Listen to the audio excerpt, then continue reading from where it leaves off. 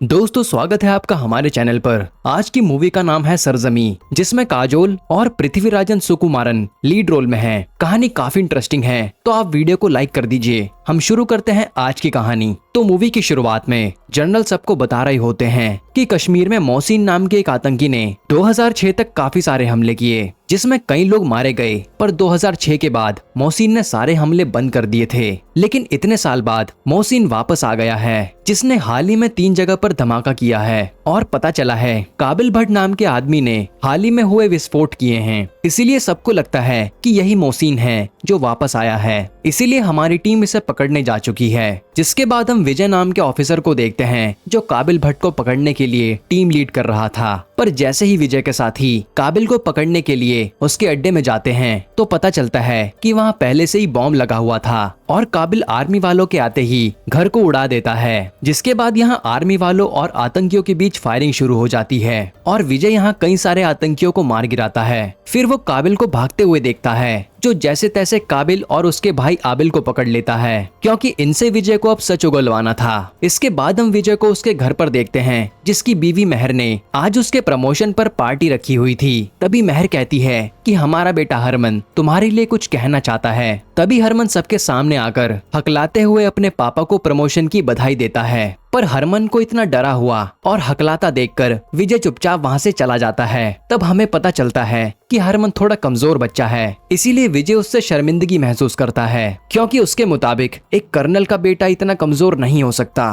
तब यहाँ मेहर आकर विजय को समझाती है कि तुम्हें अपने बेटे पर ध्यान देना चाहिए। लेकिन विजय कहता है कि मुझे उसके साथ शर्म आती है। और ये सारी बातें ऊपर खड़ा हरमन सुन रहा था। तब मेहर आकर हरमन को समझाने लगती है कि तुम्हारे पापा का वो कहने का मतलब नहीं था, तुम उदास मत हो। जिस पर हरमन कहता है कि मैं पापा को प्राउड फील जरूर कराऊंगा। इसके बाद हम देखते हैं कि बचपन में विजय के पापा ने उसे कैसे डांट फटकार कर आर्मी में जाने के लिए काबिल बनाया था। इसीलिए विजय भी यही चाहता था कि उसका बेटा उसकी तरह निडर बने। खैर अब अगले दिन विजय पर किसी का फोन आता है, जो कहता है कि तुम काबिल और आबिल दोनों भाइयों को छोड़ दो, वरना तुम्हारे परिवार के लिए अच्छा नहीं होगा। तभी ये सुनते ही विजय हरमन को देखने भागता है और हरमन अपना क्रिकेट खेल रहा था। वहीं उस्मान नाम का आदमी विजय से मिलता है और कहता है कि मेरी बेकरी खुले हुए 2 महीने हुए हैं और आपकी बीवी हमारी कस्टमर भी है, आप भी जरूर आना। ये सुनकर विजय हरमन को लेकर घर के अंदर जाने लगता है और फिर वो सीधा काबिल के पास आकर उसे टॉर्चर करने लगता है कि बता तू ही मोहसिन है। तो काबिल मना कर देता है। इस पे विजय काबिल को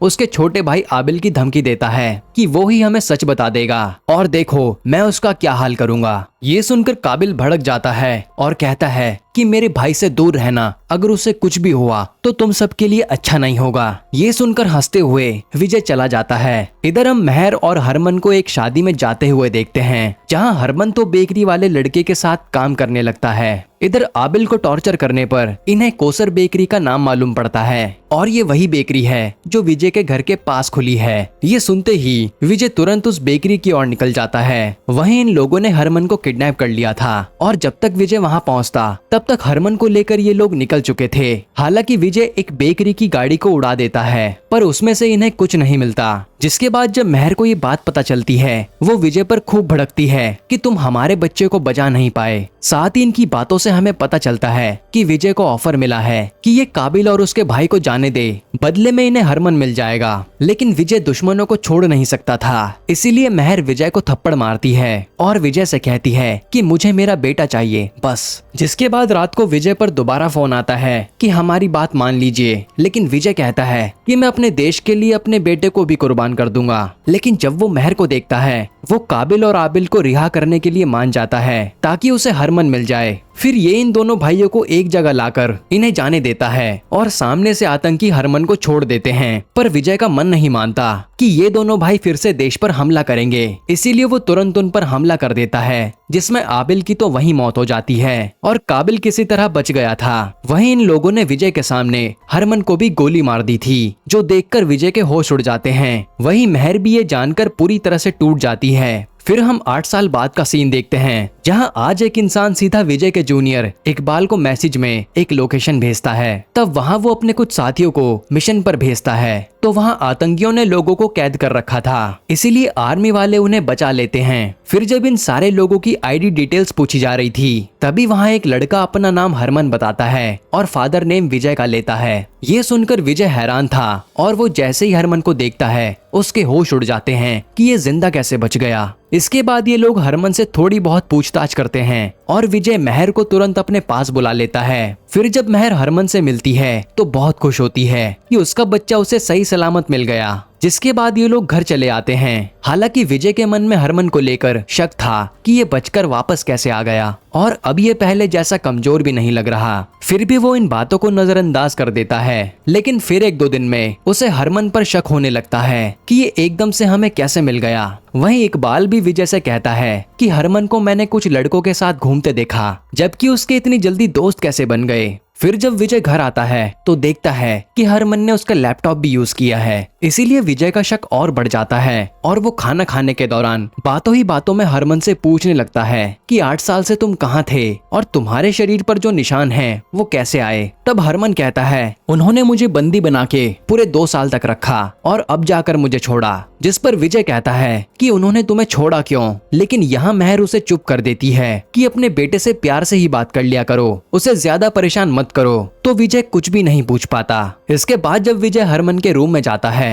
तो उसे एक फोन मिलता है, जबकि हरमन के पास अभी तक कोई फोन नहीं था, इसीलिए वो उसके फोन को अपने पास रख लेता है। वहीं कश्मीर में थोड़ी देर पहले एक धमाका हुआ था, इसीलिए विजय को वहां जाना पड़ता है और वो इकबाल को हरमन वाले फोन पर नजर रखने के लिए कहता है। इसके बाद वहां से घर आकर विजय सीधा हरमन के पास आता है और हरमन विजय की गन ही देख रहा था, इसीलिए विजय उस पर बंदूक तान देता है और हरमन से सवाल जवाब करने लगता है, जिसके हरमन जवाब भी देता है। तब महर आकर हरमन को उसके कमरे में भेज देती है और विजय को खूब सुनाती है कि तुम कभी अच्छे बाप नहीं बन पाए, ना पहले और ना अब। साथ ही विजय ने हरमन का डीएनए टेस्ट भी कराया था, जिसकी रिपोर्ट से उसे पता चलता है कि हरमन उसी का बेटा है। और ये देखकर महर का दिल टूट जाता है कि इस आदमी को अभी तक अपने बेटे पर शक है। साथ ही महर बताती है कि मैंने ही उसे वो फोन दिया था जिसके बारे में तुम पूछ रहे थे। फिर अगले दिन इकबाल आकर विजय से कहता है कि सर वो फोन जिस पर आपने नजर रखने को कहा था उस पर कोई भी एक्टिविटी नहीं हो रही है। ये सुनकर विजय को बहुत बुरा लगता है कि मैं कितना गलत था जो अपने ही बेटे पर शक कर रहा था। इसीलिए वो सीधा घर आकर हरमन से माफी मांगता है, जिस पर हरमन कहता है कि हमें कहीं कैंपिंग के लिए जाना चाहिए ताकि हमें ब्रेक मिले, जो विजय भी मान जाता है। अगली ही सुबह ये लोग कैंपिंग के लिए चल देते हैं और हमारे सामने रिवील होता है कि विजय का शक सही था। हरमन असल में अब आतंकवादियों से मिल चुका था। फिर ये सीन पास्ट में जाता है, जहां इन लोगों ने हरमन को मारा नहीं था और विजय के खिलाफ उसे भड़का दिया था ताकि उसका बेटा ही विजय को मारे। और ये काम कोई और नहीं बल्कि काबिल कर रहा था, क्योंकि उसे अपने भाई की मौत का बदला लेना था और वही अक्सर आतंकियों को ट्रेनिंग देता था। यहाँ काबिल हरमन को विजय की रिकॉर्डिंग सुनाता है, जिसमें वो कह रहा था कि मेरे देश के आगे मैं अपने बच्चे को भी कुर्बान कर दूंगा।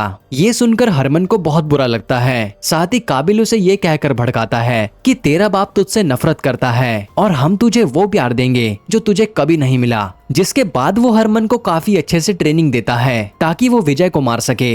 यहाँ तक कि उन्होंने उसका नाम बदलकर हारिस रख दिया था। इसी तरह काबिल ने हरमन को विजय का सबसे बड़ा दुश्मन बना दिया था। और जब प्रेजेंट में विजय और हरमन बाहर घूमने जा रहे होते हैं, वहीं इकबाल को हरमन के फोन पर कुछ मैसेज में बात होते हुए दिखती है, पर ये बात इकबाल उसे बता पाता इससे पहले हरमन विजय के साथ घूमने चला जाता है। और विजय के फोन ना उठाने पर इकबाल फैक्स के जरिए हरमन की हाल ही में हुई चैट विजय के कैंपिंग वाले घर में भेज देता है, जो कि ये सब महर पढ़ लेती है और वो विजय को बचाने भागती है, क्योंकि हरमन ने कहा था कि वो विजय को मारने वाला है। वहीं हरमन ने विजय पर बंदूक तानी हुई थी उसे खत्म करने के लिए। तभी वहां महर पहुंचकर हरमन को रोकने लगती है और इसी हाथापाई में एक गोली महर को लग जाती है और इसी दौरान इकबाल भी वहां पहुंच जाता है। इसीलिए मौका मिलते ही हरमन वहां से बचकर भाग निकलता है और सीधा काबिल के अड्डे पर पहुंच जाता है। हालांकि अपनी मां पर गोली चलाने पर हरमन काफी ज्यादा दुखी था, क्योंकि उसे सिर्फ नफरत अपने पिता से थी, ना कि अपनी मां से। और यहाँ हरमन के वापस आने के बाद काबिल अपने साथियों से कहता कहता है कि हम ऐसा धमाका करेंगे जिससे विजय की रूह कांप जाएगी और ये काम उसी का बेटा करेगा। वहीं हम मेहर को हॉस्पिटल में देखते हैं जो जिंदा बच गई थी और विजय से कहती है कि मुझे उस समय तुम्हारी बात मान लेनी चाहिए थी, लेकिन मैं ममता में अंधी हो गई थी। फिर विजय मीडिया से आकर कहता है कि हमने कश्मीर में सारे इंतजाम कर दिए हैं, इसीलिए हम एक भी हमला नहीं होने देंगे और जो डैम का इनॉग्रेशन हो रहा है उसमें सब आइएगा। इधर हरमन मेहर को कॉल करता है और मेहर की आवाज सुनते ही फोन रख देता है। अब उसे तसल्ली हो गई थी कि उसकी माँ जिंदा है। वहीं मेहर भी समझ जाती है कि ये फोन हरमन ने किया था। इकबाल को एक मैसेज के जरिए पता चलता है कि आज इनके जनरल पर अटैक होने वाला है। तब सही समय पर जाकर विजय अटैक करने वाले आतंकियों को मारने लगता है और इनमें काबिल के साथ हरमन भी शामिल था। यहाँ किसी तरह काबिल हरमन और अपने खास लड़के को वहाँ से भगा देता है और खुद जनरल को मारने के लिए आगे बढ़ता है, लेकिन विजय किसी तरह काबिल को इस बार भी पकड़ लेता है। फिर पूछताछ करने पर काबिल कहता है कि तेरा बेटा ही इस बार ऐसा धमाका करेगा कि कोई बर्दाश्त नहीं कर पाएगा।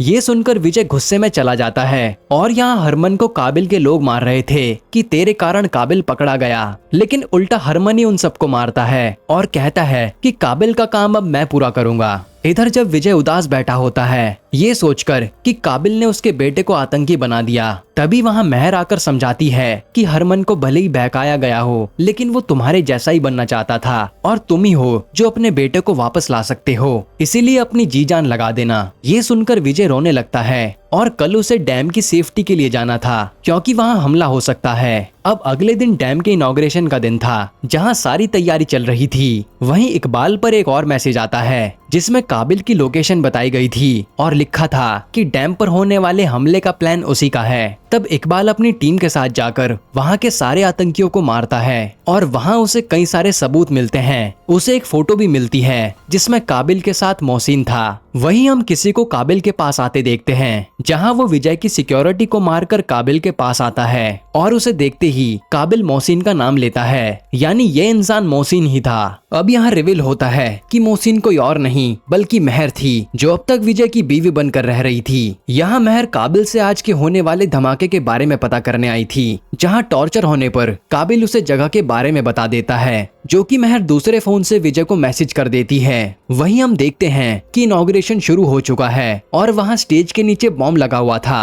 तब विजय बताई गई जगह पर आता है और हरमन यहाँ पहले से मौजूद था जो विजय को गोली मार देता है। फिर विजय के सामने बॉम्ब को एक्टिवेट कर देता है, साथ ही वो विजय को खूब मारता है कि तुम्हारी वजह से मैं हमेशा परेशान रहा, मुझे खुद से नफरत हो गई थी पर आपने कभी मुझ पर ध्यान नहीं दिया। वहीं मेहर काबिल को अभी भी मारे जा रही थी और वो उससे बॉम्ब डिफ्यूज करने का पासवर्ड पूछती है जो कि काबिल नहीं बताता, बल्कि वो अपने भाई के बारे में कहने लगता है कि तुम्हारे पति ने उसे मार डाला था और अब कोई नहीं बचेगा। यहाँ विजय और हरमन अभी भी लड़ रहे थे और जैसे ही विजय हरमन पर बंदूक तान देता है तो हरमन कहता है कि तुम आज भी अपने वतन को ही चुनो। तब विजय हरमन को बंदूक देता है और कहता है कि तू मुझे मार दे और हम तेरे कोई दुश्मन नहीं है, तुझे बस भड़काया गया है। इसी तरह से विजय हरमन को समझा देता है। उसी समय वहाँ काबिल का साथी आ जाता है जो दोनों को साथ देखकर उन पे गोली चला देता है और दोनों की हालत खराब हो रही थी। तब जैसे ये आदमी विजय को मारने वाला था तब हरमन उस आदमी को गोली मार देता है क्योंकि उसे विजय की बातें समझ में आ गई थी। इधर मेहर विजय के फोन पर पासवर्ड भेजती है आदिल, क्योंकि काबिल उसी की बात किए जा रहा था। तब यहाँ मौका पाकर काबिल मेहर को जान से मार डालता है, लेकिन मरने से पहले मेहर भी काबिल के गले पर चाकू मारकर उसे खत्म कर देती है। यहाँ पासवर्ड मिलते ही हरमन उस बॉम्ब को डिफ्यूज कर देता है। इसके बाद हम काफी समय बाद का सीन देखते हैं जहां विजय को अब मेहर के ऑपरेट करने की जगह मिल चुकी थी और उसे पता चलता है कि इकबाल को जो बार बार मैसेज आते थे बॉम्ब फटने से पहले ताकि लोगों को बचाया जा सके वो मेहर ही करती थी। जिसके बाद विजय को वहां मेहर का एक लेटर मिलता है जिसमें लिखा था कि अगर तुम इसे पढ़ रहे हो तुम्हें मेरा सच पता चल गया है और मुझे भी हरमन की ही तरह उस काबिल ने भड़काया था क्योंकि मेरे माँ बाप मेरी आंखों के सामने मरे थे, जिसके बाद मैं इस देश के खिलाफ हो गई थी और मोहसिन बनकर मैंने कई धमाके किए। फिर एक दिन मेरी जिंदगी में तुम आ गए और मैंने प्यार का मतलब जाना। उसी दिन से मैंने ये सब छोड़ दिया और अपने परिवार को संभालने में लग गई। हो सके तो मुझे माफ कर देना इतना बड़ा सच छुपाने के लिए। जिसके बाद विजय और हरमन मेहर का अंतिम संस्कार कर देते हैं और अब बाप बेटे एक हो गए थे। और दोस्तों यहीं पर ये मूवी खत्म होती है। आपको ये कहानी कैसी लगी हमें कमेंट में बताना और ऐसे ही वीडियोस के लिए चैनल को सब्सक्राइब कर लीजिए।